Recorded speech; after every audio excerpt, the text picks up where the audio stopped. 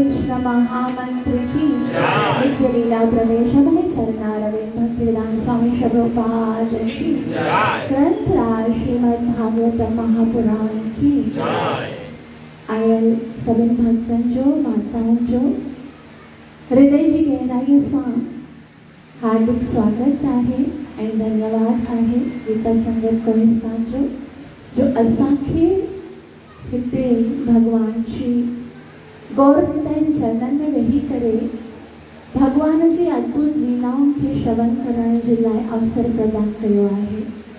हिन कथा में प्रवेश करण खां पहिरीं मन में जेके भी भौतिक ॻाल्हियूं आहिनि बुद्धि में जेके भौतिक विचार आहिनि उन्हनि सभिनि खे हिकु साइड रखी करे प्रेम ऐं श्रद्धा सां गुरु ऐं गौरंग खां प्रार्थना कंदासीं ताकि असां जेके कुछ ॿुधण वारा आहियूं उनजो असांखे पूरो पूरो लाभ प्राप्त थी सके जेको आहे सभई हथ जोड़े ऐं हृदय सां भगवान सां प्रार्थना कंदासीं।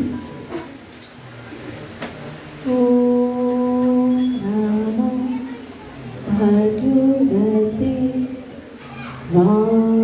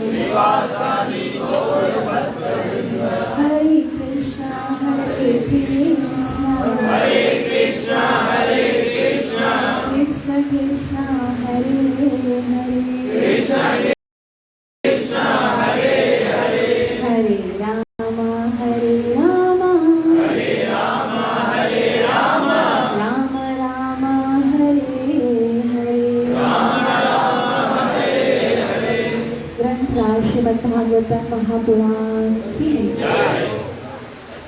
श्रीमद् भागवतम जे 10 सेकंड जे 8 अध्याय जो श्लोक नंबर 32 खां असां स्टार्ट कंदासीं। जीअं त घणे समय खां पोइ असां हिते वरी हिन कथा खे कंटिन्यू करे रहिया आहियूं।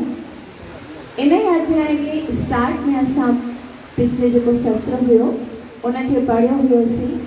मूंखे उम्मीद आहे त कंहिंखे कुझु यादि न हूंदो कि असां ॿियनि कथा में छा पढ़ियो आहे, लेकिन जेकॾहिं अगरि केरु ॿुधाए सघे थो कि लास्ट कथा में असां छा पढ़ियो आहे। पूतना जी कथा खां पोइ छा पढ़ियो? यस पूतना जी कथा पढ़ीसीं। उनखां पोइ बि असां भगवान जे बचपन जो लीलाऊं जेके हुयूं उन्हनि खे पढ़ियोसीं। कीअं भगवान माखन चोरी कंदो आहे जॾहिं गोपियुनि जे पास वञी करे, उन ई खां असां अॻियां हाणे थियूं था। ऐं इन कथा में ॾाढो सुंदर कथा आहे। इन कथा में ब्रज रज जी महिमा आहे। ब्रज रज चवंदा आहिनि मिटीअ खे, ऐं ब्रज रज केतिरी महत्वपूर्ण आहे वो भगवान ॿुधाए था। पूरी कथा जेकी आहे उहा ब्रज रज जी महिमा असांखे ॿुधाए थी। ऐं इन लीला खे चवनि था मृदु भक्षण लीला। मृदु मटीअ खे चयो वेंदो आहे ऐं उहा भगवान पाण भक्षण कयो। भक्षण माना भगवान उन मटीअ खे खाधो आहे। तो उन लीला खे असां पढ़ंदासीं। 10.8.32 श्लोक आहे। मूंसां गॾु श्लोक पढ़ंदा त तव्हां उनखे सुठे तरीक़े सां आस्वादन करे सघंदा। आस्वादन माना उनजो सुठे तरीक़े सां सवाद वठी सघंदा। Very nice. सभई चवंदा एकदा एकदा क्रीड क्रीड मानस्ते मानस्ते रामाद्या रामाय गोप गोप तारका तारका एकदा क्रीडमानास्ते एकदा क्रीडमानस्ते रामाद्या गोपतारका रामाय गोपतारका एकदा क्रीडमानास्ते एकदा क्रीडमानस्ते रामाद्या गोपतारका रामाय गोपतारका कृष्णो मृदं भक्षितवान् कृष्णो मृदं भक्षितवान् कृष्णो कृष्णो मृदं मृदं भक्षितवान् भक्षितवान् कृष्णो मृदं भक्षितवान् कृष्णो मृदं भक्षितवान् इति मात्रे न्यवेद इति मात्रे मात्रे न्य न्य वेद वेद यन् यन् इति इति मात्रे मात्रे न्य न्य वेद वेद यन् यन् इति मात्रे न्यवेद यन् इति मात्रे न्य वेद यन् स्टोरी माना शाले एकदा क्रीडमानास्ते एकदा क्रीडमानस्ते रामाद्या गोपतारका रामाय गोपतारकः कृष्णो मृदं भक्षितवान् कृष्णो मृदं भक्षितवान् इति मात्रे न्यवेदयन्। इति मात्रे न्यवेदयन्। त इहा कथा किथां खां स्टार्ट थिए कि भगवान जेको आहे ॾाढो नटखट आहे। भगवान श्री कृष्ण एतिरो नटखट आहे कि कॾहिं कंहिं गोपीअ जे घर में वञी करे चोरी कंदो आहे, कॾहिं किथे मखण चोरी कंदो आहे, कॾहिं किथे मटकी फोड़ींदो आहे, कॾहिं कंहिंजो ॾुध जेके नंढा बछड़ा आहिनि उन्हनि खे खोले छॾींदो आहे। त इन करे गोपियूं जेके आहिनि, गोपियुनि जी वैसे त भॻवान छाजे लाइ कंदा आहिनि, छाकाणि त उन्हनि सभिनी जी इहा ई इच्छा आहे कि उहो असांजे पास अचे। जेकॾहिं न ईंदो आहे न कृष्ण, तॾहिं सभु व्याकुल थी वेंदियूं आहिनि, परेशान थी वेंदियूं आहिनि कि अॼु मुंहिंजे पास न आयो, अॼु मुंहिंजे पास न आयो, एतिरा ॾींहं थी विया अञा मुंहिंजे पास न आयो चोरी करण लाइ। त लेकिन पोइ बि कॾहिं कृष्ण ईंदा आहिनि तॾहिं पोइ भगवान श्री कृष्ण जे उनजी शिकायत खणी करे यशोदा मैया जे पास वेंदियूं आहिनि सभई गोपियूं। पोइ यशोदा मैया हिकु ॾींहुं भगवान श्री कृष्ण खे चवे थी कि ॾिस कान्हा, नंद बाबा जो सॼे ॻोठ में केॾो नालो आहे ऐं तूं हुनजो पुटु आहीं। तूं जेकॾहिं चोरी कंदे त असांजो नालो ख़राबु थींदो न, केॾो ग़लति आहे। चोरी करणु कोई सुठी ॻाल्हि थोरी आहे। और जेकॾहिं तूं हींअर खां चोरी कंदे सॼे ॻोठ में तूं बदनाम थी वेंदे, पोइ तूं वॾो थींदे न, तोखे पंहिंजी छोकिरी बि केरु न ॾींदो, हीउ त चोर आहे। तंहिं करे हाणे ॾिस, हिकिड़ी ॻाल्हि ध्यानु सां ॿुध, तोखे जेको बि खाइणो आहे, तुंहिंजी जेकी बि इच्छा हुजे, तोखे खाइण लाइ कोई मना कोन आहे। बसि तूं जेको खाइणो अथई काथे खा, घर में ॿाहिरि चोरी करे न खा। घर में ॾिसो सभु कुझु आहे न, तंहिं करे हाणे तोखे जेको बि खाइणो हुजे तूं घर में ई खाइजे। त कृष्ण सोचो जेको अभी हाणे कृष्ण आहे वो जेको बि वर्ड खे हुनखे विस्तार करे सोचे थो, हा छा खाइणु घुरिजे छा खाइणु घुरिजे, त हुनजो जेको कृष्ण कॾहिं सीधो कमु करे सघंदो ई कोन आहे। जीअं नालो तहिड़ो अथसि न, राम, ॾिसो केॾो सीधो नालो आहे न, उहो हिकदमि सीधा सीधा कमु कंदो आहे। कृष्ण जो नालो हीअं टेढ़ो आहे, उहो कमु कॾहिं सीधो कंदो कोन आहे। त हाणे जॾहिं माता जो आदेश भई मैं तो मां जे आज्ञा जो पालन करणो आहे, मूंखे जेकी बि खाइणो आहे किथे खाइणो आहे, घर में खाइणो आहे। त हिकु दफ़े छा थियो, सभई खेल जेके ग्वाल बाल हुआ आंगन में खेली रहिया हुआ, त खेल जो इहो नियम हो कि जेको बि टीम हारजंदी, हिकिड़ी कृष्ण जी टीम आहे हिकिड़ी बलराम जी टीम आहे, जेकी टीम हारजंदी उहा पती ॾींदी, तव्हां सम्झंदा न, उहा आहे न घोड़ो बणजंदी, और जेकी जीतण वारी टीम आहे उहे उनजे मथां सवारी कंदा। त पहिरीं कृष्ण जी टीम जीते वई, त कृष्ण त हाणे त घोड़े जे मथां वेहण वारो हो, त ॾाढो ख़ुशि थियो, चलो ठीक है सब घोड़े बनो, शाबाश। त सभई घोड़ा बणजी विया और कृष्ण मज़े सां सवारी कई। नेक्स्ट गेम, हाणे कृष्ण जी टीम हारजी वई, और कृष्ण जी टीम जॾहिं हारजी वई तॾहिं सभिनी कृष्ण खे चयो, चलो हाणे तव्हांजी वारी आहे, तोखे घोड़ो बणियो। कृष्ण चयो, मां घोड़ो वोड़ो न बणजंदमि। वरी जॾहिं असां हारियासीं तॾहिं त तूं मज़े सां घोड़े जी सवारी कई आहे, हाणे तुंहिंजी वारी आहे, तोखे त घोड़ो बणजणो पवंदो। तॾहिं कृष्ण चयो, ॾिसो तव्हांखे ख़बर कोन आहे, मां राजा जो पुटु आहियां, मां नंद राय जो पुटु आहियां, मां त घोड़ो न बणजंदमि। तॾहिं सभई ग्वाल बालनि चयो, राजा जो पुटु हूंदे पंहिंजे घर में, हिते गेम में राजा जो पुटु नथो हले, हिते त तोखे गेम जे रूल्स खे फॉलो करणो पवंदो पालन। तॾहिं चई, मूंखे तव्हांजी गेम कुॾणी कोन्हे, मां नथो खेॾां वञो। चए, हा तो जहिड़े चीटर खे असांखे गेम कुॾाइण बि कोन आहे, निकर हितां, असां तोखे पाण सां खेॾां ई नथा, जॾहिं तूं हारजंदो आहीं तॾहिं नियम पालन ई न कंदो आहीं, पोइ अहिड़े न गेम कीअं खेलायूं असां हुनखे। तॾहिं कृष्ण चयो, मूंखे बि कोई शौक़ु कोन्हे तव्हांजे साथ गेम खेले करे घोड़ो बणजण जो, मां पंहिंजे लॻे अकेले खेलंदमि। अकेले त कोई गेम खेले ई नथी सघिजे, हा न, कोई बि अगरि असांखे रांदि कुॾणी हूंदी आहे त उनजे साथ पार्टिसिपेट अलॻि अलॻि हूंदा आहिनि न। त चई, ना ॾिसे, मां पंहिंजे लॻे अकेले बि पर्याप्त आहियां, मां हिकिड़ो हज़ारनि जे बराबरि आहियां, मां पंहिंजे लॻे कुॾंदमि, निकिरो बसि, मां तव्हां सां नथो खेॾां। हो नाराज़ थी विया, कृष्ण बि। हाणे कृष्ण सोचणु लॻो कि कहिड़ी रांदि आहे जेकी मां अकेले खेॾां। उहो सोचींदे सोचींदे पोइ इहे ॿुधाइनि त शुकदेव गोस्वामी, एकदा जेको हूंदो आहे न, हुनजो मतिलबु होता है एक दिन। जीअं यदा जॾहिं, तदा तॾहिं, ऐं एकदा उन ॾींहुं, हिकिड़ो ॾींहुं। जीअं इंग्लिश में पाण अक्सर स्टोरी ॿुधंदा आहियूं, पोइ कीअं लिखियो हूंदो आहे, वंस अपॉन अ टाइम, कीअं लिखियो हूंदो आहे न।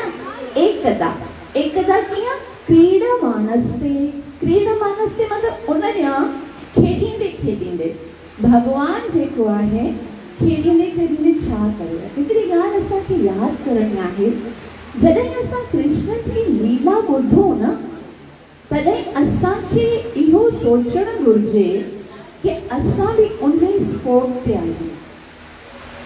मतिलबु चवण जो इहो आहे कि हिन हैदराबाद जे सेंटर में सिटीज़न कॉलोनी में वेही करे असां भॻवान जी लीला में प्रवेश नथा करे सघूं। अगरि असांखे कृष्ण जी लीला में प्रवेश करणो आहे त असांखे उन स्थान में पहिरीं वञणो आहे जंहिं स्थान में इहा लीला थी रही आहे।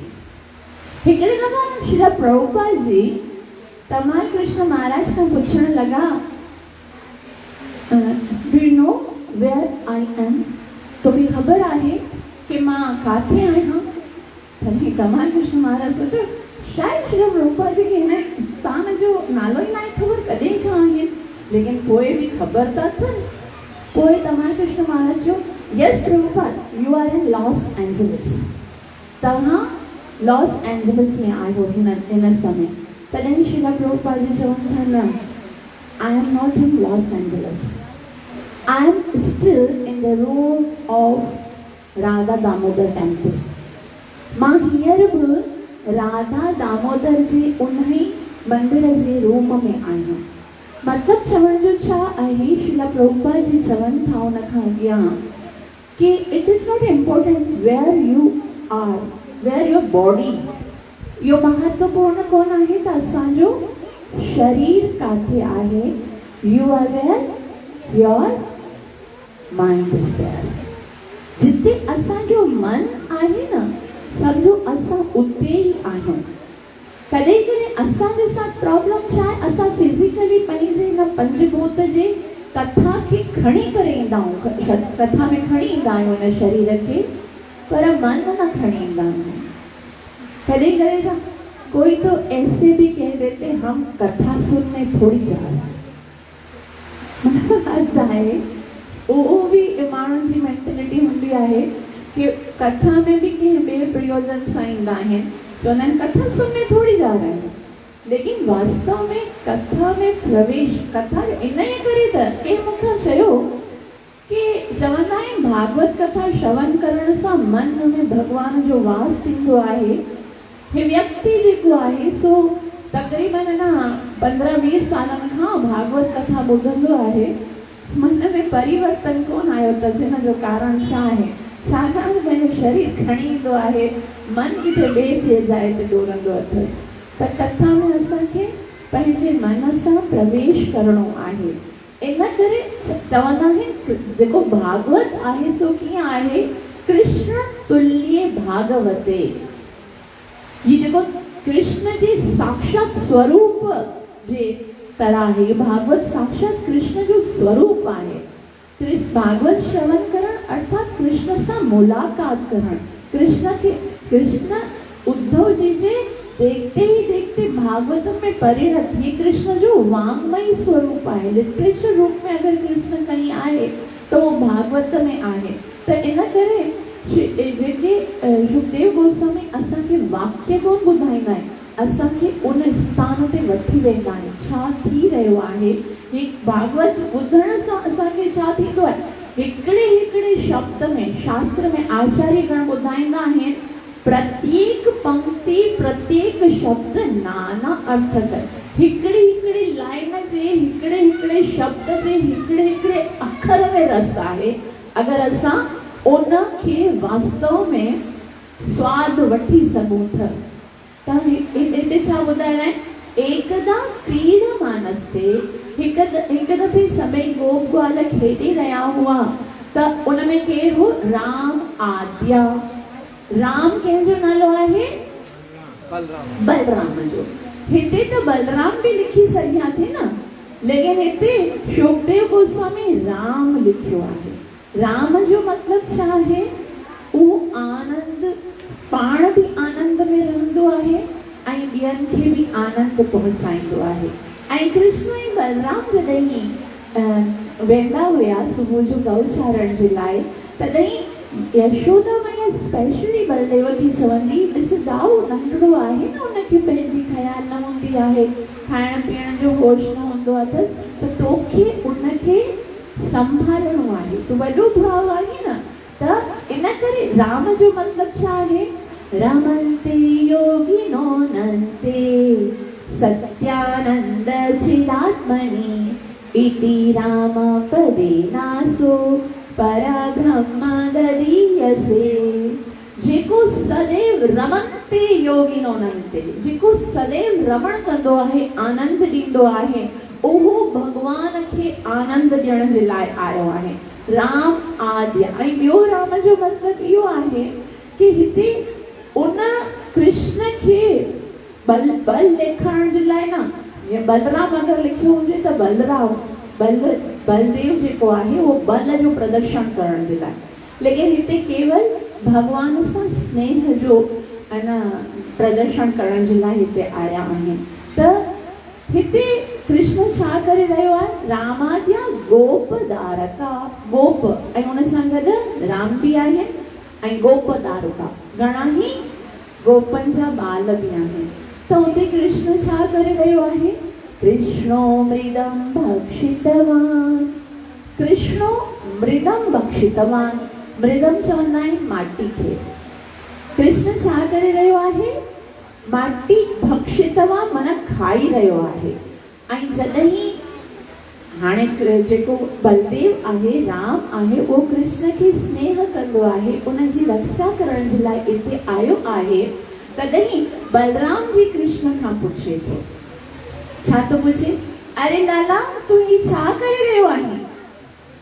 त कृष्ण ठाकुर जी आहे, त्रिलोकी जो नाथ आहे, ग़लति बि कंदो आहे न त सीनो तान के ॿुधाईंदो आहे छा करे रहियो आहे। चलो दाऊजी तोखे ॾिसण में नथो अचे मां माटी खाई रहियो आहियां?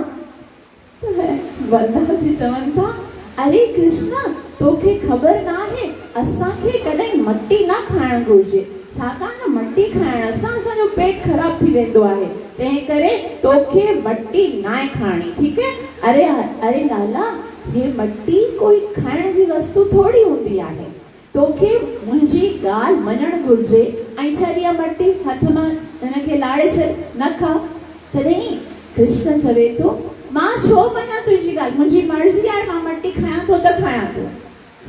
न कृष्ण तोखे मुंहिंजी ॻाल्हि मञणी पवंदी। छाजे लाइ मञणी पवंदी?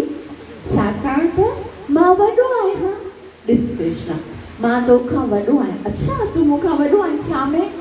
मां तोखां उमिरि में बि वॾो आहियां, मां तोखां ज्ञान में बि वॾो आहियां, मां तोखां अनुभव में बि वॾो आहियां, ऐं मां त सात्विक लक्षण में बि वॾो आहियां। ॾिस तूं ग़लति कम कंदो आहीं, छोरियूं कंदो आहीं, मां कॾहिं कंदो आहियां? तंहिं करे मुंहिंजी वॾनि जी ॻाल्हि खे मञणु घुरिजे, तोखे मुंहिंजी ॻाल्हि ज़रूरु मञणु घुरिजे। मां वरिष्ठ आहियां और तोखे मुंहिंजे चरण चिन्ह जो अनुगमन जीअं मां कयां, ॾिसो वॾा जीअं कनि न उन जे अनुसार असांखे कार्य करणु घुरिजे। मुंहिंजे साम्हूं तोखे ज़्यादा मुंहुं न हलाइणु घुरिजे, जेको मर्ज़ी आहे सो कंदसि। तंहिं करे तोखे छा करणु घुरिजे? मुंहिंजी ॻाल्हि मञणु घुरिजे और जीअं मां चवां ईअं कर।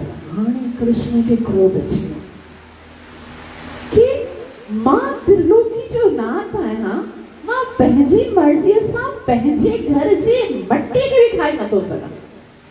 ॿियनि जे घर में खाईंदो हुयमि, तॾहिं त चलो सभई अची करे कंप्लेन कंदियूं, शिकायत कंदियूं।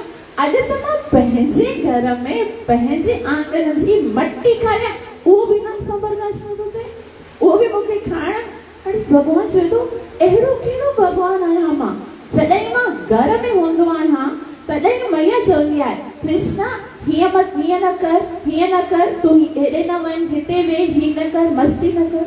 वरी जॾहिं ॿाहिरि गोपियुनि जे पास वेंदो आहियां, कुझु बि कंदो आहियां न, फौरन ईंदियूं आहिनि पंहिंजी मुंहिंजी शिकायत खणी करे, ऐं यशोदा मैया खे चवंदा, हे हीअं कंदो आहे, हे मटकी फोड़ींदो आहे, हे न असांजो मखण खाईंदो आहे, हे कंदो आहे। जॾहिं ॿारनि सां गोप ॿारनि सां खेॾींदो आहियां, तॾहिं उहो चवंदो, हिते बि हीअं कर, घोड़ो बंज, हे कर। मतिलबु आउं भॻवान किथे जो आहियां? हे शुकदेव गोस्वामी लिखी वेठो आहे श्रीमद् भागवतम जे पहिरें श्लोक में, जन्मादस्य वदा नरोदितरतस चार्थेषु भिज्ञः स्वराट। हे त्रिलोकी जो नाथ आहे, स्वराट आहे, पंहिंजी इच्छा जे अनुसार कार्य करे सघे थो। मुंहिंजी त पंहिंजे घर में नथी हले। अहिड़ो मां त अहिड़ो बदजीव जेको हूंदो आहे न, उन खां बि ज़्यादा हिते फाथल आहियां। मां त पंहिंजी मर्ज़ी सां कुझु बि नथो करे सघां। मूंखे ईअं लॻे थो मुंहिंजी त किथे हले ई नथी।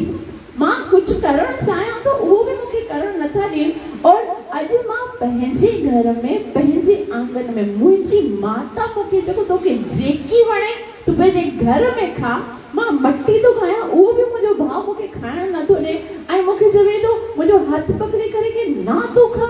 ऐं उन ते रूप गोस्वामी ॾाढो सुंदर भॻवान जे बारे में ॿुधाइनि था।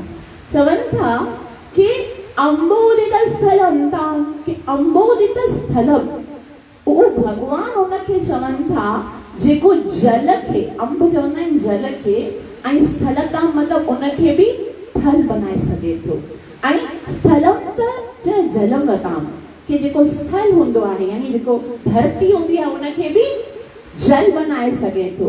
धूली नव शैलतम, धूली माना हिकिड़े मट्टी जो जेको कण हूंदो आहे उनखे उहो पहाड़ बनाए सघे थो। ऐं शेल कंद कड़तो, ऐं शेल जेको हिकिड़ो वॾो सो पहाड़ हुजे उनखे हिकिड़ो ज़र्रो बनाए सघे थो। भॻवान उनखे चवनि था तिरणम च कुलशिताम, जेको तिण हूंदो आहे हिकिड़ो नंढो सो ज़र्रो हूंदो आहे उनखे वज्र बनाए सघे थो। ऐं वज्रम तृणम क्षीणतम, ऐं जेको वज्र जहिड़ो खतरनाक हथियार हुजे उनखे हिकिड़ो तिण बनाए सघे थो। वहनी शीतलताम, अग्नीअ खे बि बर्फ़ ॾींहुं थधो करे सघे थो। ऐं हेमम च वहनिताम, ऐं हेम यानी बर्फ़ खे उहो अग्नि बणाए सघे थो। इन भॻवान उनखे चवनि था आयाति यस्य चया, आयाति माना भगवान जेको बि करण चाहे पंहिंजी इच्छा सां करे सघे थो। लीला दुर्ललिताद्भुतम व्यसनम, उन जी लीला भगवान जी, भगवान एतिरो ललित आहे, नटखट आहे, बदमाश आहे कि वो कुछ भी करे सघे थो। ऐं कृष्णास्तुभ्यम नमो नमः, उनखे वो स्वतंत्र आहे। असांजी सोच उते नथी वञी सघे जेको कार्य भगवान करे सघे थो। त रूप गोस्वामी त लिखी छॾियो आहे कि भगवान जेको आहे सो बर्फ़ खे अग्नि बनाए सघे थो, अग्नीअ खे बर्फ़ बनाए सघे थो, जल खे थल ऐं थल में जल। इहे सभु त दूर जूं ॻाल्हियूं आहिनि। हे भगवान चए थो हिते दस मुंहिंजे पंहिंजे घर में ई नथी हले, मां छा धूलीअ खे कण में बदिलंदसि। ऐं इहा ॻाल्हि हिकिड़ी सुंदर आहे कि जिते असां हींअर वेठा आहियूं उहो ब्रज जेको आहे उन में भगवान जी हलंदी कोन आहे। ब्रज में भक्त भगवान खे पंहिंजे स्नेह सां, पंहिंजे प्रेम सां, पंहिंजे प्रेम जी डोरीअ में अहिड़ो ॿधी नचाईंदा आहिनि। और भगवान जेके आहिनि उहे जेके भक्त हूंदा आहिनि पंहिंजे पाण खे पूर्ण रूप सां भगवान जे चरणनि में जेके ॾेई छॾींदा आहिनि, जेके हिकु ॿियो चवंदा आहिनि न कृष्ण असां तुंहिंजा आहियूं, जेके इन ॻाल्हि खे स्वीकार कंदा आहिनि कि असां कृष्ण जा आहियूं, पोइ भगवान बिना सोचे सम्झे पंहिंजे पाण खे अहिड़े भक्त जे हथ मां विकाए छॾींदा आहिनि। हो चवंदा आहिनि असां तुंहिंजा आहियूं, त कृष्ण बि उन जो थी वेंदो आहे। अहम भक्त पराधीन यह स्वतंत्र ही वो द्विज, वो सम्झंदा आहिनि संसार जा माण्हू के भगवान स्वतंत्र आहे, लेकिन भगवान चवे थो मां त पंहिंजे भक्तनि जे हथनि जी कठपुतली आहियां। अहम भक्त पराधीन, जाॾे भगवान पाण खे भुलाए छॾींदा आहिनि कि मां त्रिलोकी जो नाथ आहियां। भक्तनि खे बि यादि न हूंदो आहे, बसि हिते ख़ाली प्रेम जो हिकिड़ो व्यवहार रहंदो आहे। ॾिसो ब्रज जे ॿाहिरि भगवान जो जेको प्रभाव आहे, असां अगरि गीता में ॾिसूं, गीता में भगवान खे अर्जुन पहिरीं त पंहिंजो सखा सम्झंदो आहे। स्टार्ट में मतिलबु भगवान सां कोई बि बसि इहो ई आहे कि आया आहियूं त असांखे युद्ध करिणो आहे, उन्हनि कोई इम्पोर्टेंस कोन ॾिनी आहे पहिरें अध्याय में। ऐं पहिरीं त सखा सम्झी वठी आयो, पोइ ॾिठी वेठो त किथे आहे ड्राइवर जी जॻह ते, हाणे कमु कहिड़ो कंदो साथीअ जो। सेनयोरुभयोर्मध्ये रथं स्थापयमेच्युत, हे अच्युत मुंहिंजे रथ खे ॿिन्ही सेनाउनि जे विच में बिहार। पहिरीं त पंहिंजो सखा सम्झी ऐं सखा खां पोइ ड्राइवर सम्झो। और जॾहिं भगवान ॿिन्ही सेनाउनि जे विच में रथ खे बिहारियो, ॿिन्ही सेनाउनि खे ॾिसण खां पोइ अर्जुन जो दिमाग़ फिरी वियो ऐं चवणु लॻो कार्पण्य दोषोपहत स्वभाव पृच्छामि त्वां धर्म सम्मूढचेता यश्रेयस्यानिश्चितं ब्रूहि तन्मे शिष्यस्तेऽहं शाधिमां त्वां प्रपन्न। हाणे मां तुंहिंजो शिष्य आहियां, तुंहिंजी शरण में आहियां, मूंखे कृपा करे उपदेश ॾे। हाणे जॾहिं मत ख़राब थी त हाणे भगवान खे छा बनायो अथई, गुरु बनायो अथई। हिकदमि भाव चेंज थी रहियो आहे। और जीअं ई गुरु बनाए करे भगवान पंहिंजी शिक्षा प्रारंभ की, सेकेंड, थर्ड, फोर्थ, फिफ्थ, 7, 8, 9 एतिरा सारा भगवान पंहिंजा लक्षण ॿुधाया। विभूति योग 10 अध्याय में अची करे अर्जुन जो भाव हिकदमि बदिलजी वियो। 10, 12 and 13 में भगवान मञी चुको ऐं चवणु लॻो परम ब्रह्म परम धाम परमं भवान् पुरुषं शाश्वतं दिव्यम् आदिदेवम् अजं विभु। भगवान जे भेण तो जो दोस्त हो हाणे दोस्त जी खुशामद करे रहियो आहे। छो न मां थोड़ी तो चवां ये खाली मुंहिंजो मत कोन्हे। आहुस्तं ऋषयः सर्वे देवर्षि नारदस्तदा। जेके वॾा वॾा ऋषि मुनि देवल असित नारद सभ ईअं था चवनि मां सम्झी वियो आहियां कि तूं केरु आहीं।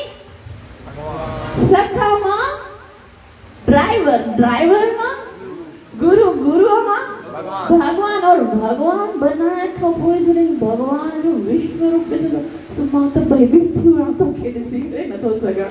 मां तोखे अॻियां पुठियां हेॾां होॾां सभिनि तरफ़ सां प्रणाम कयां थो ऐं जेको मां अॼु ताईं तुंहिंजे साथ व्यवहार कयो सभु ग़लति आहे। भगवान खे चवे थो सखीति मत्वा प्रसभं यदुक्तं हे कृष्ण हे यादव हे सखेति अजानता महिमानं तवेदं मय्या प्रसादात् प्रणयेन वापि। तोखे पंहिंजो मित्र समझी तोखे पंहिंजो स्नेही समझी करे ना जाने मां तव्हांजे साथ कहिड़ो व्यवहार कयो। कॾहिं अकेले में कॾहिं घणनि दोस्तनि जे साथ कॾहिं तोखे कृष्ण चयो कॾहिं यादव कयो कॾहिं तोसां मज़ाक कयो। मां जेको प्रेम ऐं स्नेह जे विचार कयो सभु जेको बि अॼु ताईं कयो उनजे लाइ मूंखे क्षमा कर। हाणे मां त कृष्ण जे ॿाहिरि माना ब्रज खां ॿाहिरि जेको आहे उनमें कृष्ण जो हिकदमि जेके बि भक्त आहिनि उनजो ऐश्वर्य ॾिसी करे बिल्कुलु भाव बदिलजंदो आहे। जीअं इन खे हिकिड़ी ॿी उदाहरण सां असां सम्झंदासीं कि जॾहिं भगवान श्री कृष्ण रंगमंच में आयो आहे। रंगमंच काथे हुयो जिते जेको कंस हुयो उन हिकिड़ो रंगमंच बनायो। उनमें अलॻि अलॻि योद्धा हुआ। योद्धा कंहिंखे चवंदा आहिनि जेके कुश्ती विढ़ंदा आहिनि न उनमें शाणूर मुश्तक अलॻि अलॻि योद्धा हुया। ऐं कृष्ण बिल्कुलु नंढो सो 11 सालनि जो नंढो ॿार हुयो। ऐं एतिरनि ॾींहंनि खां पोइ जॾहिं देवकी मैया भगवान श्री कृष्ण खे ॾिठो आहे जॾहिं ॼमिया हुया कृष्ण पहिरें ॾींहुं उन ई ॾियां वसुदेव जी उनखे खणी करे नंद बाबा जे घर वठी विया। और अॼु 11 सालनि खां पोइ देवकी मैया जॾहिं कृष्ण खे ॾिठो आहे देवकी मैया हाणे असां कोई ॾिसो कोई साधारण मां बि हूंदी आहे 2-4 ॾींहंनि खां पोइ पंहिंजे बालक खे ॾिसंदी आहे उनजे हृदय में कहिड़ो भाव हूंदो आहे कि मां पंहिंजे बालक खे कीअं आलिंगन कयां कीअं प्रेम कयां कीअं उनखे अञा स्नेह ॾियां पंहिंजो। त हाणे ही भगवान आहे और एतिरो भगवान जे अंदर जो सौंदर्य आहे भगवान खे एतिरो आकर्षण आहे और मुंहिंजो बालक आहे। देवकी मैया जॾहिं ॾिठो आहे उनखे त ईअं लॻो दौड़ के जाऊं और कृष्ण को आलिंगन करूं अपना पूरा जेतिरो मुंहिंजे हृदय में प्रेम आहे वो न्योछावर कयां।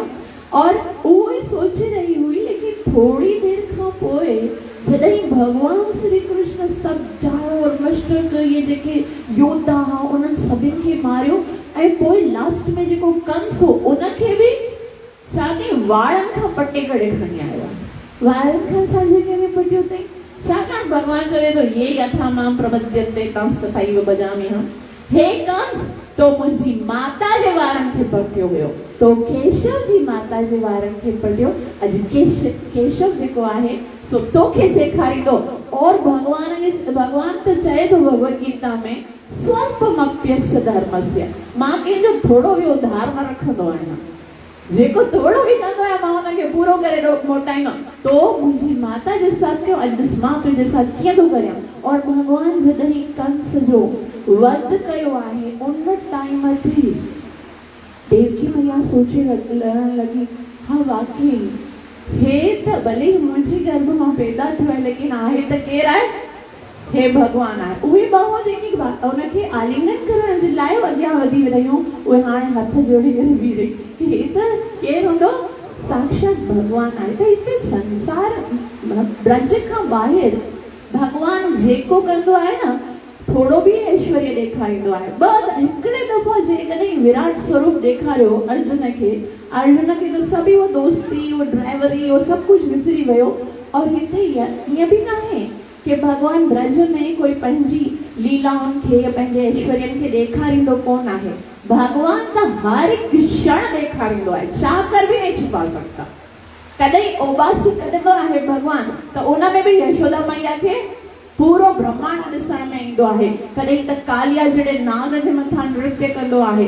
एतिरी वॾी पूतना खे भगवान 6 ॾींहंनि जी उमिरि में भगवान मारे छॾींदो आहे।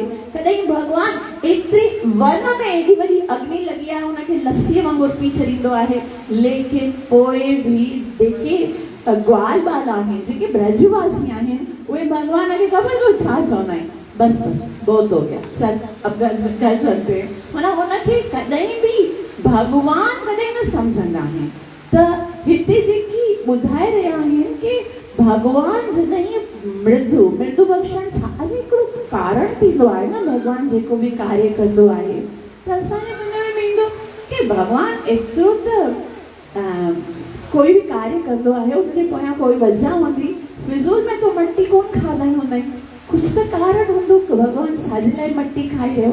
असल में ब्रज रज एतिरी महत्वपूर्ण आहे कि जॾहिं ब्रह्मा जी ब्रह्म विमोहन लीला करण खां पोइ ब्रह्मा जी भगवान खे चवनि था कि हे भगवान, प्रार्थना कंदे चवनि था तव्हां मूंखे चतुर्मुखी ब्रह्मा बनाए करे मुंहिंजे साथ वॾो अन्याय कयो। हाणे जेकॾहिं तव्हां मुंहिंजी प्रार्थना सां प्रसन्न आहियो त मां तव्हां सां हिकिड़ी विनती तो कयां। भगवान चए तोखे छा खपे? ब्रह्मा जी चए थो मूंखे 4 मुखनि वारो ब्रह्मा कोन बणजणो आहे, मूंखे हिकिड़े मुख वारो साधारण ब्रजवासी बनाए ऐं ब्रज गोपियनि जे साथ गोपन जे साथ मां भी तुंहिंजे साथ वेही करे हीअं रांदि कयां, इहो मूंखे वरदान दे।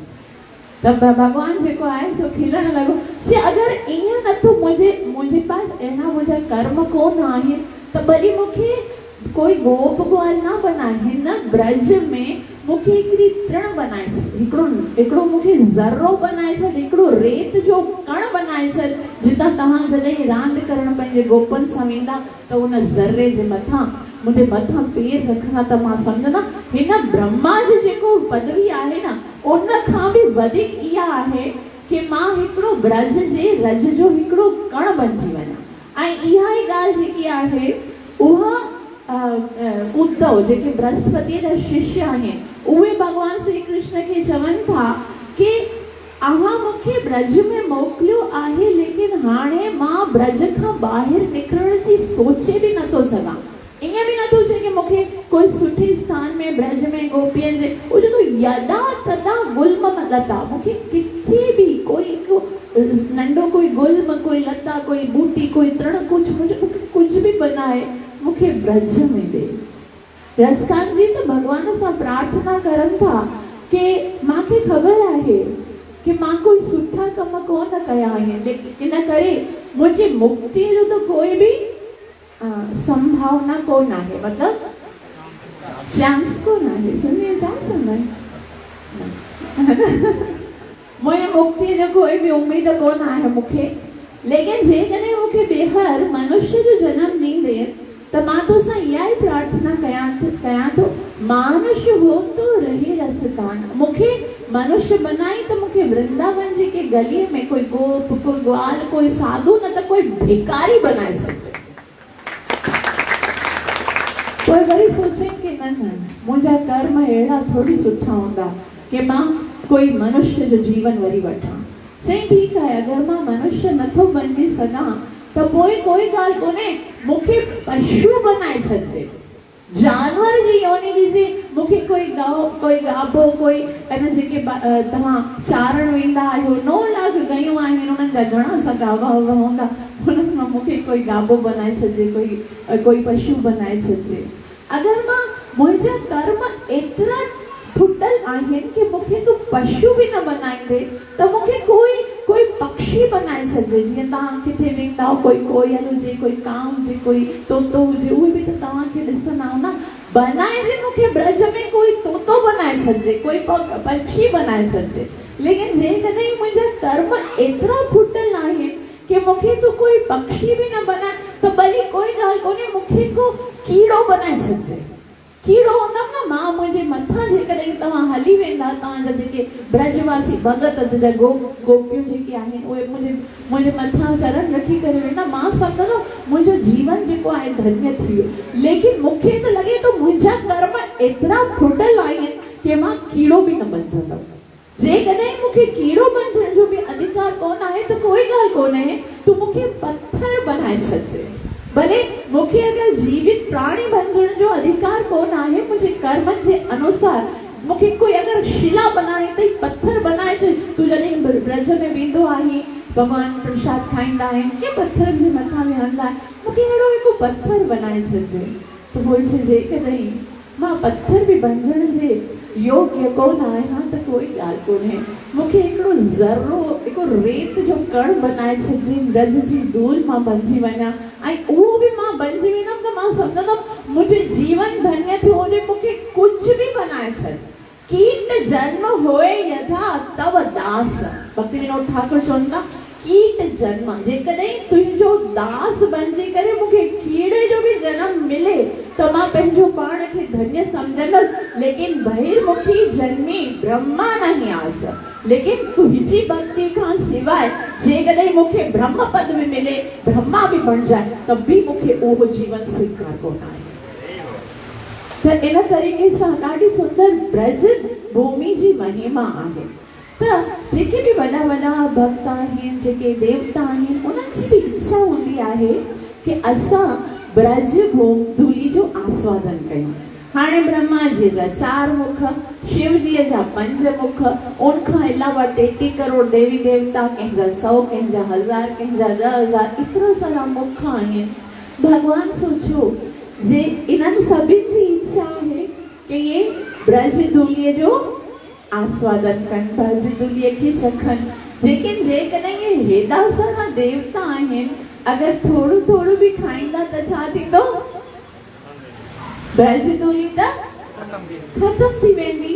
पोइ छाकाणि त मां सभिनि जो स्रोत आहियां, मां ईअं थो कयां मां थोरी मटी खायां थो त सभिनि खे वो तो भगवान जे अंदर ही सब आहिनि। जीअं असां 11वें अध्याय में विश्व रूप में पढ़ंदा आहियूं, तंहिं करे भगवान जेके आहिनि उहे सोचनि था कि सभिनि खे मटी अलॻि अलॻि खाराइण खां बहितर आहे ब्रज धूली बि हुजे ऐं ब्रज धूली थोरी मां खायां। और ब्रज धूली जी महिमा केतिरी आहे, जेकी मुक्ति आहे न, मुक्ति उनजो कमु छा आहे? सभिनि जीवन खे मुक्त करण। त हिकु दफ़ो मुक्ति आहे सा भगवान खां पुछण लॻी कि भगवान तो मूंखे केतिरो सुंदर कमु ॾिनो आहे कि मां सभिनि जीवन खे मुक्त कयां। लेकिन तूं कॾहिं बि सोचो कि मुंहिंजी मुक्ति कीअं थींदी? मुक्ति कहे गोपाल सो मेरी मुक्ति बताए, ब्रज रज उड़े मस्तक लगे तो मुक्ति मुक्त हो जाए। भगवान जी मुक्ति तोखे चिंता करण जी आवश्यकता कोन आहे। जेकॾहिं तूं मुक्त कंदे कंदे कॾहिं ब्रज रज उॾी करे तुंहिंजे मस्तक ते लॻंदी न त उन ई टाइम ते तुंहिंजी मुक्ति थी वेंदी। त एतिरी महिमा आहे ब्रज रज जी त भगवान सोचो एॾी सुंदर ब्रज रज आहे उनजो मूंखे आस्वादन करणु घुरिजे। ऐं भगवान जे लाइ ब्रज रज जी हिकिड़ी अलॻि अट्रैक्शन आहे, छाकाणि त भगवान जा जेके शुद्ध भगत आहिनि, शुद्ध भक्त उन ब्रज रज में हलंदा आहिनि। जेके भक्त हूंदा आहिनि उन्हनि जी हिकिड़ी हृदय सां इच्छा हूंदी आहे कि मूंखे ब्रज में वञिणो आहे। ऐं शुद्ध भक्तनि में बि सभिनि खां सर्वश्रेष्ठ जेके गोपियूं आहिनि, श्रीमती जी आहिनि, उहे न ब्रज रज में बग़ैर चप्पलनि जे घुमंदा आहिनि। त भगवान उन रज जो आस्वादन करे रहिया आहिनि।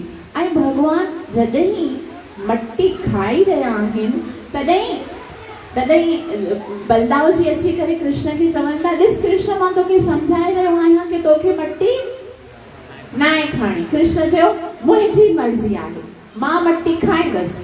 चई जेकॾहिं तूं मटी खाईंदे त पोइ मां यशोदा मैया खे ॿुधाईंदसि। तॾहिं कृष्ण चए जेकॾहिं तूं यशोदा मैया खे ॿुधाइणो अथई न त वञ ॿुधाए, मां कोई ड्रिजा नथो यशोदा मैया खां। ॾिस कृष्ण अगरि तूं मुंहिंजी ॻाल्हि न मञंदे मां सच्चीअ में वञी यशोदा मैया खे ॿुधाईंदसि, पोइ यशोदा मैया लखुटी खणी करे ईंदी, पोइ तूं नाटक कंदे सभी जेके गोपियूं आहिनि से ॾिसंदियूं, सभु तुंहिंजे मथां मज़ाक कनि, कुझु बि थी वञे मुंहिंजी मर्ज़ी, मां मटी खाईंदसि, तोखे जेको करिणो हुजे तूं वञी कर। त हिते हिकिड़ो क्वेश्चन उथी सघे थो कि छा भगवान सां कोई विरोध आहे बलराम जीअ जो, कि वो कोई वेर निकालण जे लाइ कि वञी करे कंप्लेंट कंदा आहियूं, जैसा कोई असांजो वेर हूंदो आहे कि भई कोई गेम में हो न छाकाणि हारजी वियो, घोड़ा न मञिया तंहिं करे वञी, लेकिन हिते भगवान जो बलराम जी सां कोई वेर न ॿुधायो, राम ॿुधायो। जीअं मां राम जो मतिलबु छा ॿुधायो, जेको पाण बि आनंदित रहंदो आहे ऐं ॿियनि खे बि आनंद प्रदान करण वारो आहे, हिते वेर कढण जे लाइ न आयो। ऐं ॿियो कारण छो आहे जंहिंजे करे उहे ॿुधाए रहिया आहिनि, ॿियो कारण इहो आहे कि बलराम जी खे कृष्ण जी चिंता आहे।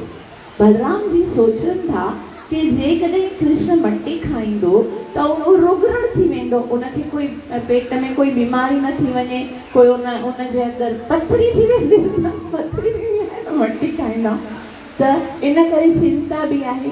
ऐं ॿिया बि घणा सारा आचार्य जेके आहिनि उहे अलॻि अलॻि टीकाऊं कंदा आहिनि, भॻवान जी जेकी लीला हूंदी आहे त चवंदा आहिनि जेकी पृथ्वी आहे उहा कंहिंजो उन ते वास्तव में अधिकार कंहिंजो हूंदो आहे, कंहिंजी विशेष वस्तु आहे अनंत शेष जी।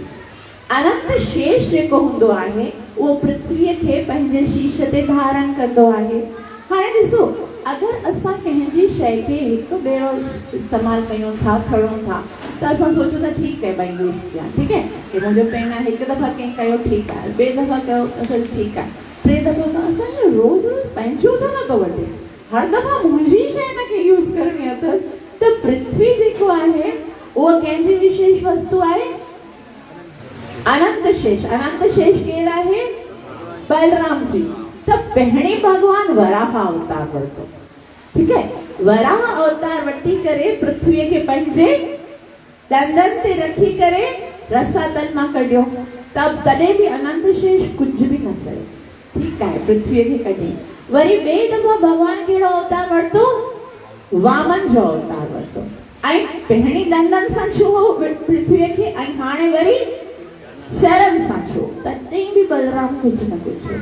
ऐं हाणे वरी कृष्ण उन पृथ्वीअ खे खाई रहियो आहे, तॾहिं सोचे थो कि जेकॾहिं मां मैया खे न ॿुधायो, हे त पृथ्वीअ तां मुंहिंजो अधिकार ख़तमु करे पंहिंजे पेट, मुंहिंजे मथे तां खणी करे सॼी पंहिंजे पेट में विझी छॾींदो, पोइ मां काॾे वेंदमि, मुंहिंजी त सेवा ई हली वेंदी। तंहिं करे बलराम जी वञी करे यशोदा मैया खे ॿुधाइनि था। ॿियो वरी हिकिड़ो ॿियो कारण ॿुधाइनि था कि बलराम जी जेके आहिनि उहे ॾाढा चिंतित आहिनि कि यशोदा मैया खे चवनि था कि मैया मूंखे ख़बर आहे कि कृष्ण हिन धरतीअ ते छा जे लाइ आयो आहे? धरतीअ जो बोझ ख़तमु करण जे लाइ। छा जे लाइ आयो आहे? धरती जो बोझ। लेकिन एतिरो नंढो आहे और इनखे ख़बर ई कोन आहे, ही सोचे थो धरतीअ जे मथां मटीअ जो बोझ आहे त मटी खाई खाई हुनजो बोझ ख़तमु कयां, त हिन तरीक़े सां जे न कयो पोइ त हिन लाइ कहिड़ो हानिकारक आहे। त यशोदा मैया खे अलॻि अलॻि तरीक़े कारण ॿुधाइनि था, जेके बि मां हिते ॿुधाई रही आहियां उहे अलॻि अलॻि आचार्यनि जो टीकाऊं आहिनि।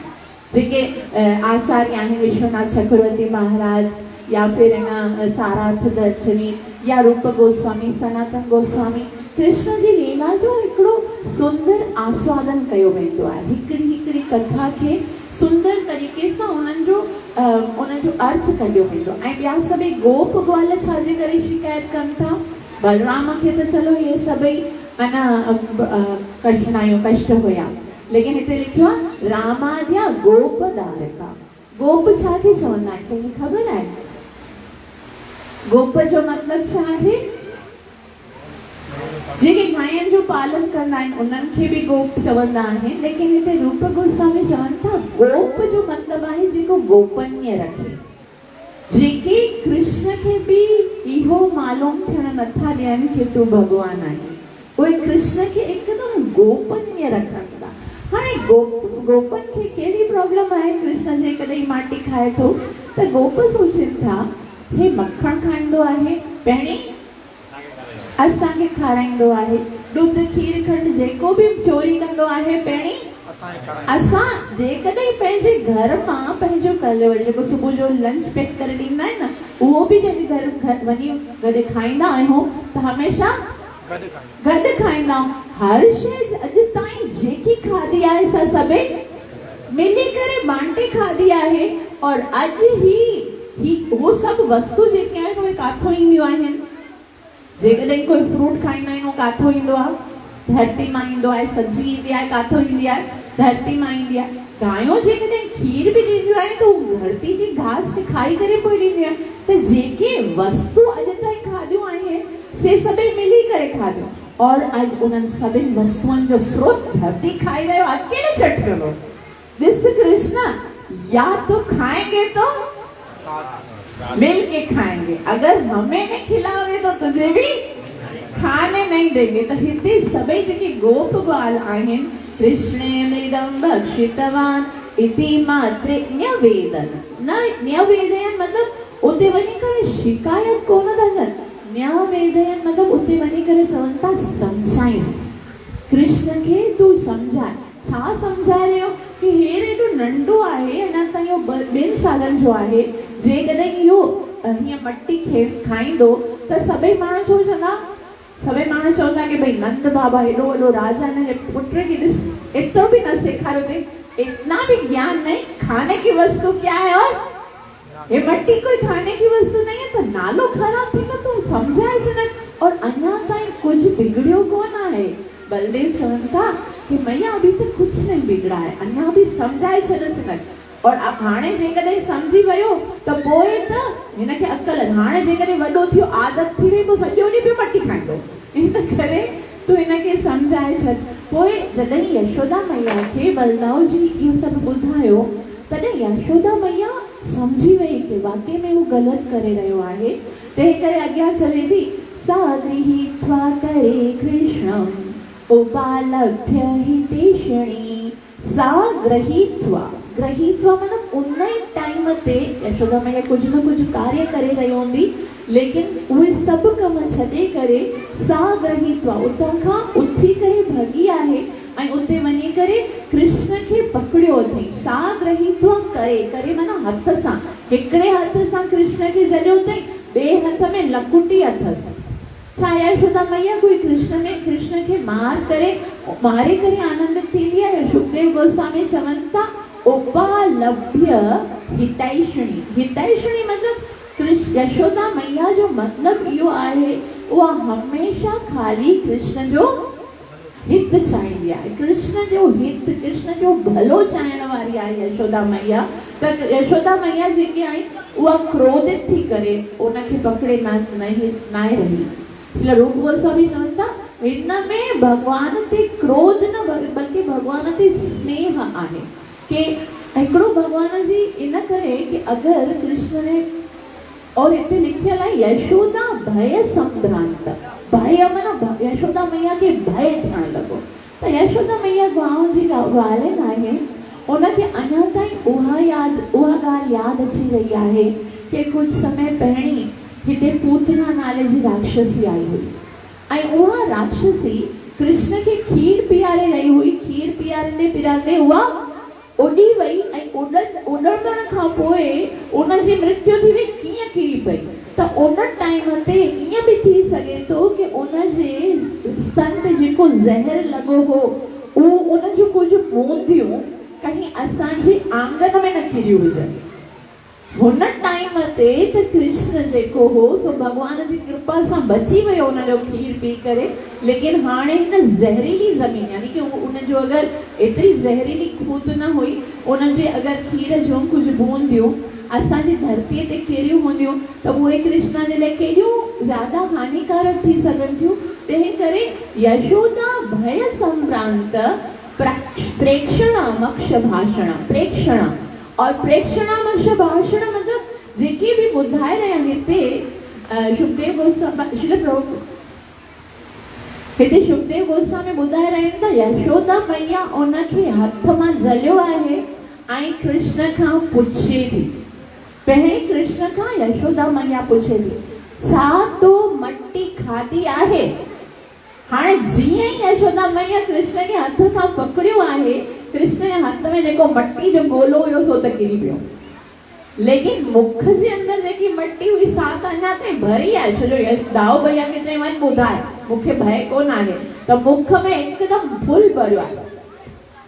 हाणे जेकॾहिं मुख में भरियो आहे त कृष्ण ना कीअं चवे कि ना मां ना खाधी आहे, त कृष्ण केवल पंहिंजे अखियुनि सां ॿुधाए रहियो आहे। कृष्ण जे मुख में मट्टी आहे, यशोदा मैया क्वेश्चन करे रही आहे कान्हा तो मट्टी खाधी आहे। कृष्ण तो ॿुधाए मूंखे सच में तो मट्टी खाधी आहे। कृष्ण वापसि ॿुधाऊं।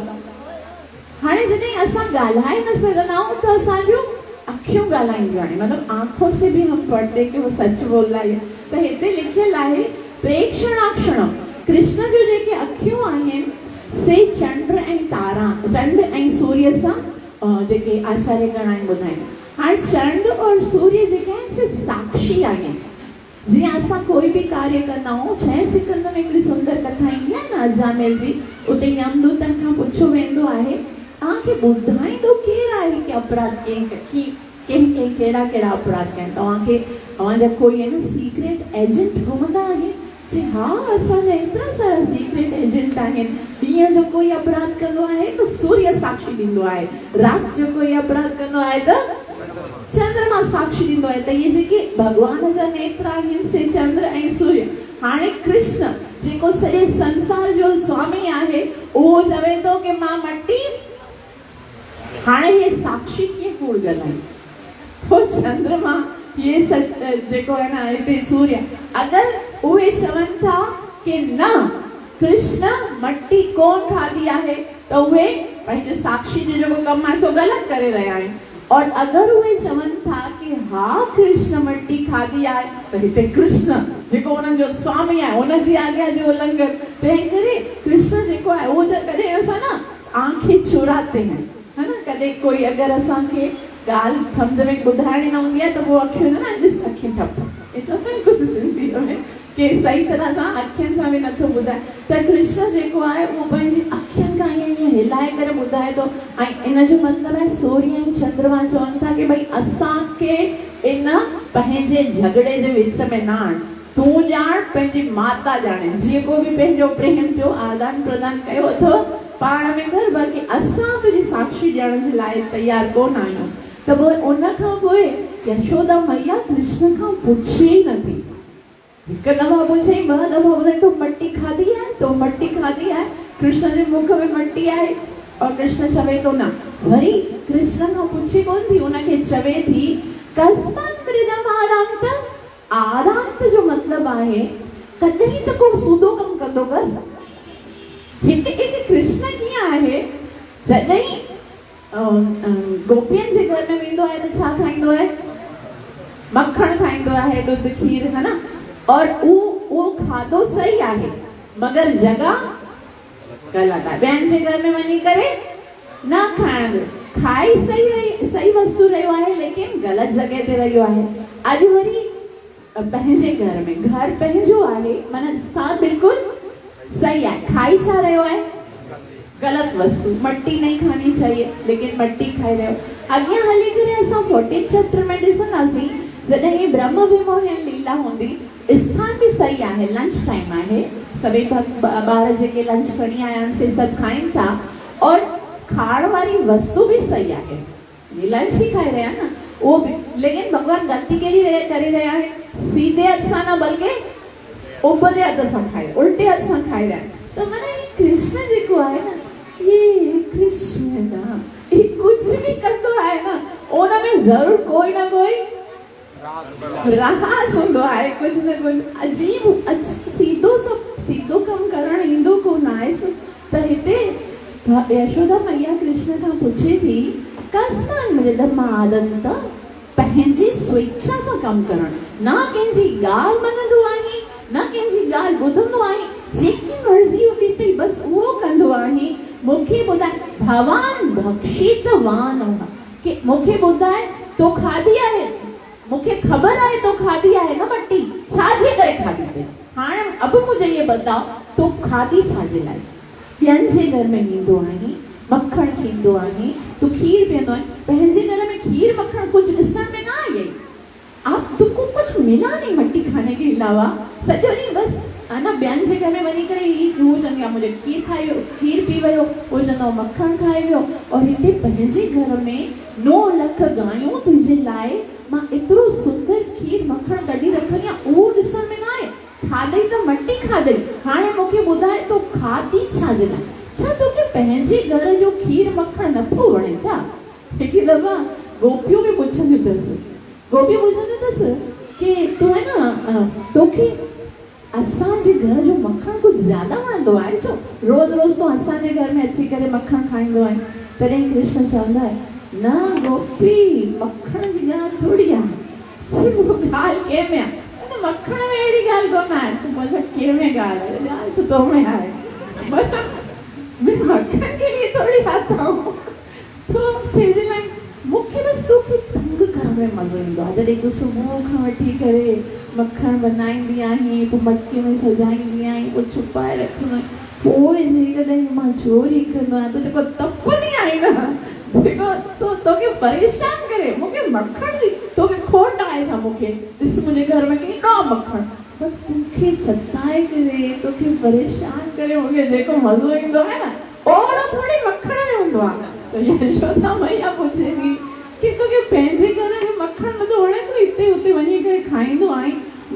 त कृष्ण चवे थो हाणे एतिरी देर में त कृष्ण जे मुख में जेको मक्खण हुयो, जेकी मट्टी हुई सा खाई छॾी। कृष्ण जो जेको कलर आहे न उहो बि थोरो हुनखे साथ ॾेई वियो आहे। कृष्ण जो कलर सांवरो आहे, मट्टी जो कलर सांवरो आहे, कृष्ण किथे हुते मट्टी लॻी लेकिन ॾिसण में नथो अचे। उहो उन टाइम ते मक्खण जे टाइम ते उहो साथ न ॾींदो आहे। कृष्ण जो जेको कलर आहे न उहो जॾहिं मक्खण खाईंदो आहे न, दाऊ भैया एकदम गोरो गोरो आहे, हिते हुते मक्खण लॻो त पकड़ो कोन ईंदो आहे, लेकिन कृष्ण कारो हुन ते मक्खण लॻंदो आहे त उहो फौरन सां पकड़जी वेंदो आहे। अॼु मट्टी हुनखे साथ ॾेई रही आहे कि मट्टी जो कलर ब्राउन ईअं हूंदो आहे त मिली वियो आहे।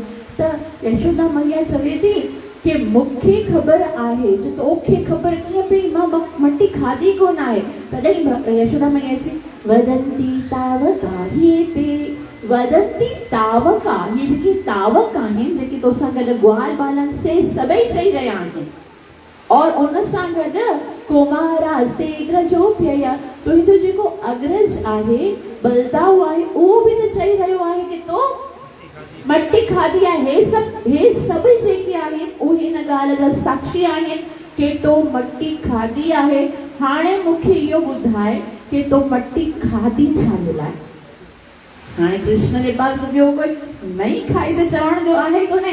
हाणे भॻवान चवे थो मैया तूं केतिरी भोली आहीं, तूं एतिरी भोली आहीं, तूं हिन जी ॻाल्हि ते यकीन करे रही आहीं?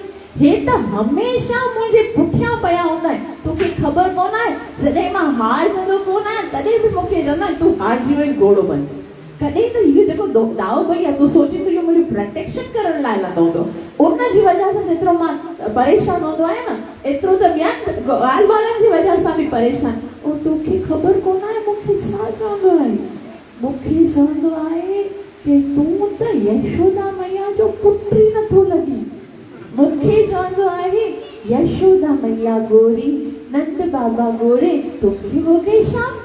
इन जो मतिलबु आहे तोखे त कोई अडॉप्ट करे आया आहिनि, तोखे किथां खणी वठी आया हूंदा इन्हनि जो पुटु। तूं पतो न आहे छा छा चवंदो आहे? तोखे ख़बर कोन आहे मां दाऊ भैया जी वजह सां केॾो परेशान आहियां। वरी यशोदा मैया चए हे सभु तुंहिंजो नाटक न हलंदो, कृष्ण मूंखे ॿुधाए। हाणे भॻवान श्री कृष्ण साक्षी ॾींदी, हाणे चवनि था नाहं बक्षतावन, नाहं बक्षितवान अम्ब। अम्ब माना हे मुंहिंजी मैया, तूं मैया आहीं। अम्ब चई करे उनखे बिल्कुलु है न सॉफ्ट ॾिनो न, दुखती रख पे हाथ ॾिस। हे सभिनी मूंखे हाणे सुञाणनि था, मां पैदा थियो आहियां उन जी बाद सुञाणनि था, लेकिन तूं त मुंहिंजी माउ आहीं। मां त बालक खे सभिनि खां 9 महीना अॻु सुञाणंदी आहे, है न। मां त 9 महीना तुंहिंजे पेट में रहियो आहियां, मां तुंहिंजो बालक आहियां, तूं मुते शक करे हिन जी ॻाल्हि मञी रहियो आहे, हिन जी ॻाल्हि ही सभु कूड़ा मुंहिंजे पुठियां पिया ऐं चवनि था सर्वे मिथ्याभिभाषण, जेके जेके तोखे चई रहिया आहिनि न उहे सभई कूड़ वॾाए कूड़ ॻाल्हाए रहिया आहिनि। मां त नाहं बख़्शितावान, मां त मटी खाधी कोन आहे। तॾहिं बि यशोदा मैया चयनि मूंखे ॿुधाए सबूत कहिड़ो आहे तो मटी कोन खाधी। तॾहिं कृष्ण चवनि था यदि सत्यग्रस्तर्हि समक्षम पश्य मे मुखम, जेकॾहिं तोखे यकीन नथो अचे कि मां मटी कान खाधी आहे त हाणे त मटी अंदरि हली वई आहे न, त जे समक्षम पश्य मे मुखम, ॾिसी वठ मां मुख खोलियां थो तोखे ख़बर पई वेंदी।